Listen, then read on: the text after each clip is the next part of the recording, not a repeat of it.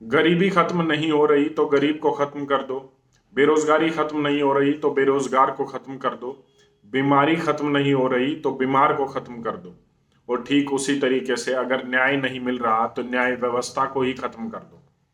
जान लीजिए कैसे।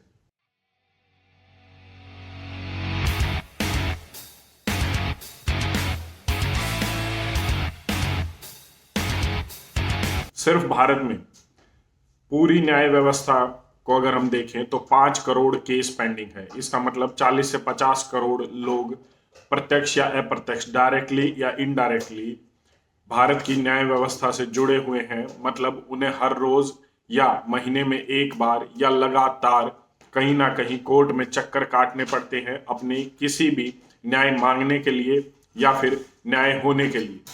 ठीक, और ये लगातार आंकड़ा बढ़ रहा है। एक स्टडी, एक रिपोर्ट ये कहती है कि आज अगर भारत में एक भी केस रिपोर्ट होना बंद हो जाए तो हमारी न्याय व्यवस्था के अनुसार 350 साल लगेंगे, जितने केसेस अभी पेंडिंग है। ऊपर जजेस की कमी है, इंफ्रास्ट्रक्चर की कमी है, एडवोकेट्स की कमी है, ये समस्याएं अलग है। लेकिन क्या ये समस्याएं अभी से हैं या ये समस्याएं आज के बाद नहीं होंगी? ये लगातार यूं ही चलती रहेंगी।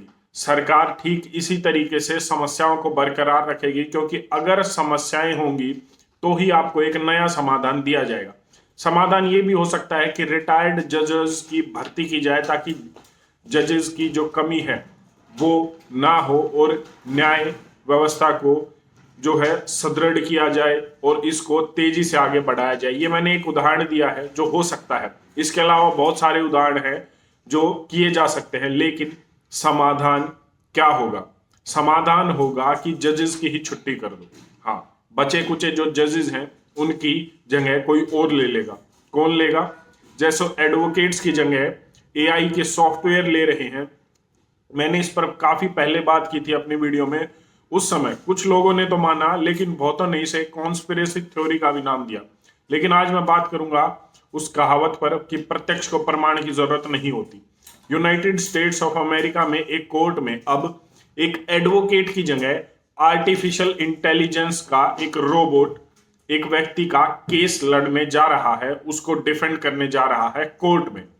हालांकि कोर्ट और किसको वो डिफेंड करेगा, क्या केस को वो डिफेंड करेगा, वो अभी भी जो है उसकी जानकारी नहीं दी गई है। लेकिन यूनाइटेड स्टेट्स ऑफ अमेरिका में ये होने वाला और पहली बार कोई भी रोबोट किसी भी जुडिशियल सिस्टम में अपना इंटरफेरेंस दिखाएगा।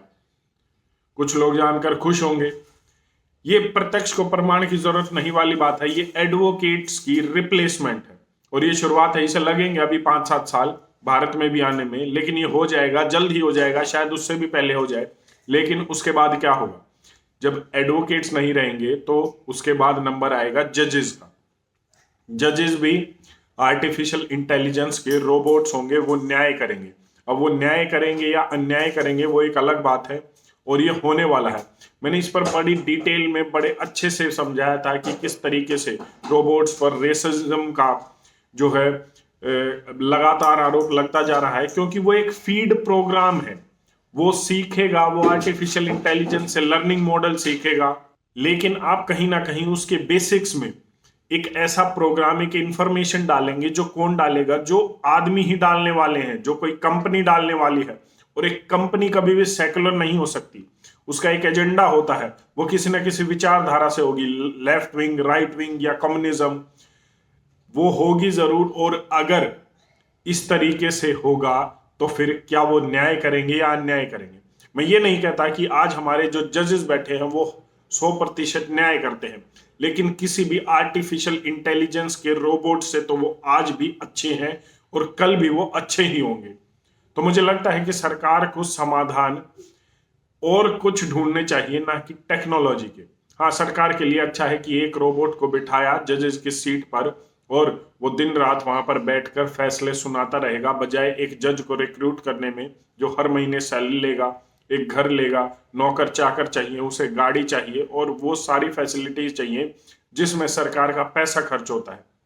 लेकिन अगर एक आर्टिफिशियल इंटेलिजेंस का रोबोट होगा तो वो सुबह से शाम तक कोर्ट में बैठकर फैसले सुनाएगा। आप उसे एक प्लग इन चार्जर से चार्ज कर दीजिए, अगले दिन वो फिर शुरू हो जाएगा। लेकिन इसमें जैसा मैंने शुरुआत में कहा था कि अगर बीमारी खत्म नहीं हो रही तो बीमार को खत्म कर दो, और अगर न्याय नहीं देना या न्याय नहीं मिल रहा तो न्याय व्यवस्था को ही खत्म कर दो।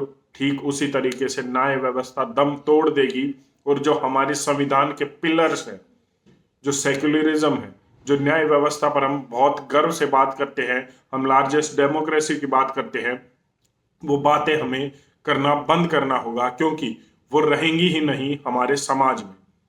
ये एक ऐसा सच है जिससे हम रूबरू होने वाले हैं, जो होने वाला है हमारे समाज में, हमारी सोसाइटी में, हमारे देश ही नहीं पूरी दुनिया में ये होने वाला है। और ये होगा जब तक आप इसका कड़ा विरोध नहीं करेंगे। आपकी इस पर अपनी क्या राय है एक बार कमेंट करके जरूर बताएं। धन्यवाद। जय हिंद।